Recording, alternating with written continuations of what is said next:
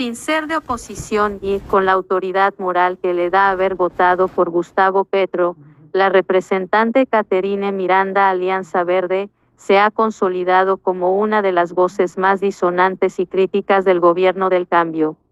Lejos de hacerse la de la vista gorda y asumir una posición irrestricta de respaldo al mandatario sin reparo alguno, la congresista no se ha guardado nada a la hora de advertir lo que no está marchando bien y criticar que se mantienen las mismas prácticas que otrora criticó el petrismo.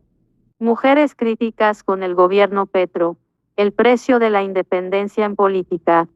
En diálogo con el colombiano, Miranda reclama que persiste la mermelada en el Congreso, que el gobierno intenta, por las malas, imponer sus reformas y le ha ido mal. Bueno, gente, duro golpe a la izquierda comunista. Hoy una petrista, Caterine Miranda, denuncia al guerrillero asesino que se está robando los recursos del pueblo colombiano, gente, y que está pagando a los congresistas para que estos apoyen la reforma a la salud.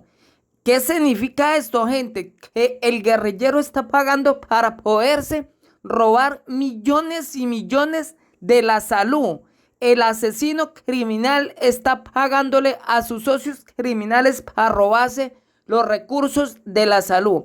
Hoy lo denuncia una petrista, una mamerta de izquierda comunista, una petrista arrepentida por haber apoyado al guerrillero asesino Gustavo Petro. Hoy es un duro golpe. Caterine Miranda denuncia llorando al guerrillero asesino. Esto fue lo que usted apoyó. El guerrillero es un corrupto, es un criminal y esto fue lo que usted apoyó a este asesino criminal. Hoy Caterine Miranda denuncia al propio guerrillero. Hay que recordarle al pueblo colombiano, es socia del guerrillero la que está denunciando a este asesino. Una petrista quien apoyó a este asesino para que se robara las elecciones en Colombia. Escuchen estos explosivos audios. Sin ser de oposición y con la autoridad moral que le da haber votado por Gustavo Petro, la representante Caterine Miranda Alianza Verde se ha consolidado como una de las voces más disonantes y críticas del gobierno del cambio. Lejos de hacerse la de la vista gorda y asumir una posición irrestricta de respaldo al mandatario sin reparo alguno, la congresista no se ha guardado nada a la hora de advertir lo que no está marchando bien y criticar que se mantienen las mismas prácticas que otrora criticó el petrismo. Mujeres críticas con el gobierno Petro, el precio de la independencia en política. En diálogo con el colombiano, Miranda reclama que persiste la mermelada en el Congreso, que el gobierno intenta, por las malas, imponer sus reformas y le ha ido mal. Confiesa también que por alzar la voz ha sido víctima de violencia política y machismo, así como ataques despiadados de bodegas. Ha habido momentos en que me encierro a llorar, dice. ¿Qué balance hace del comportamiento del Congreso en 2023? Este es un Congreso que aún no ha entendido, en general, la independencia que debe tener. Para mí fue bastante pobre el trabajo legislativo. Se concentraron mucho en sacar adelante las iniciativas del gobierno con poco éxito, hay que decirlo, y se dejó de lado la gran parte de proyectos de iniciativa parlamentaria. Ahí se equivocó muchísimo el presidente de la Cámara, Andrés Calle, priorizando solamente lo del gobierno y dejando de lado las iniciativas de los compañeros. Es decir, la agenda legislativa, sobre todo desde el 20 de julio, ¿estuvo cooptada por el gobierno? Sí, completamente estuvo cooptada por el gobierno. Insisto que fue bastante pobre el trabajo legislativo que se hizo y se dejaron de lado, alrededor del 80% de los proyectos que ni siquiera pudieron ser debatidos en la plenaria. Duramos meses concentrados exclusivamente en la reforma a la salud, cuando el presidente de la Cámara podía ir alternando un poco la iniciativa del gobierno con la parlamentaria. En el trámite de los proyectos de por medio, ha habido mermelada. Lastimosamente, las malas prácticas que criticábamos en gobiernos pasados se han mantenido. La forma de relacionarse y esa transacción entre gobierno y Congreso se mantiene. Es bastante lamentable ver esas malas prácticas en el gobierno que se dice de cambio y que prometió acabarlas. Paralizado y sumiso. ¿Cómo le fue al Congreso en 2023? Y puntualmente mermelada sí ha habido. Sí, lo han dicho los propios funcionarios del gobierno de Petro, particularmente lo del Fondo Nacional del Ahorro o las declaraciones del ministro de Salud, Guillermo Alfonso Jaramillo.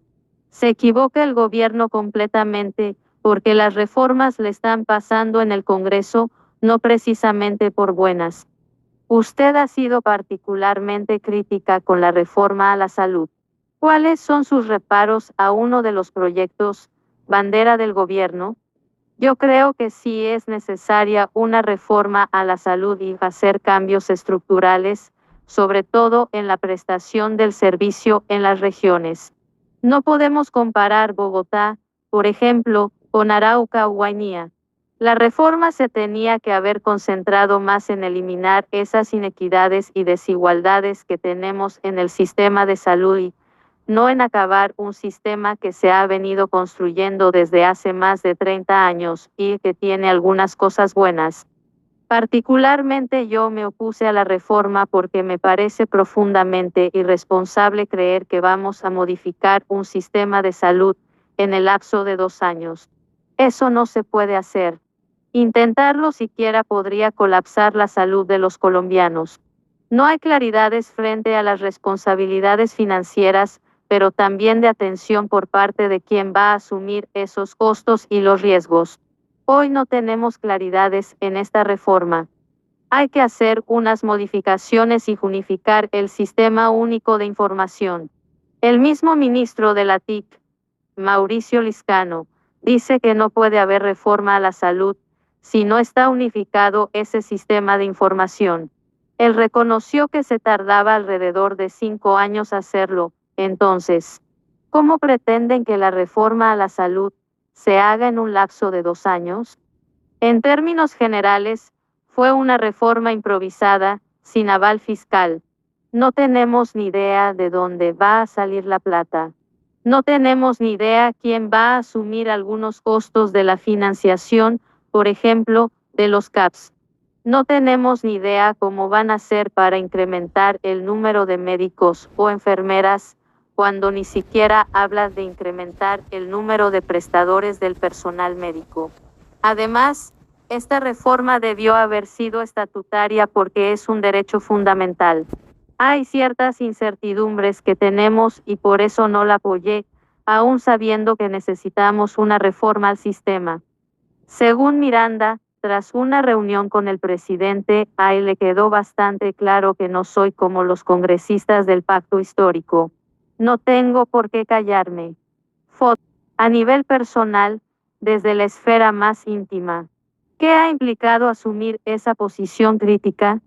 A mí Antanas Mockus me enseñó que el capital político está para gastárselo en las justas luchas. Pensé muchísimo la posición que debía tomar frente a este proyecto y otros, y tomé la decisión, en mi criterio, de hacer lo correcto. No puedo mirar para otro lado ahora que los errores los comete Gustavo Petro, luego de haber sido tan inquisidora en gobiernos pasados. La coherencia para mí no es simplemente que apoyé a este gobierno y debo quedarme callada o justificar todo lo malo que hacen, sino tener la capacidad de criticar. No ha sido fácil. Hay que asumir un costo político, pero estoy dispuesta a hacerlo porque creo que se están equivocando y mi deber como congresista no es aplaudir todo lo del gobierno, sino procurar que las cosas se hagan bien. Entonces he asumido el garrote que me han dado, pero lo hago con responsabilidad porque siento que estoy haciendo lo correcto, lo que tiene que hacer un congresista, y es ser independiente a los gobiernos de turno y tratar de mejorar las cosas, hacer un buen trabajo y promover el control político. Es la apuesta que he tenido y que seguiré teniendo, cuésteme lo que me cueste. Una cosa es estar bajo escrutinio y otra muy diferente recibir ataques de jaurías digitales que se valen de todo tipo de improperios. ¿Cómo lidia con eso? Las redes sociales son un mundo completamente alejado de la realidad. Para ser sincera, procuro casi no manejar mis redes. Lo hace mi equipo de comunicaciones, pero claro que me meto y leo, y duele profundamente. Duele como a mí no se me controvierte con argumentos, sino con mentiras y violencia política. No voy a negar que ha habido momentos en que me encierro a llorar de ver la gente como es de cruel y lo único que buscan es hacerle daño a la persona y desmoralizarla.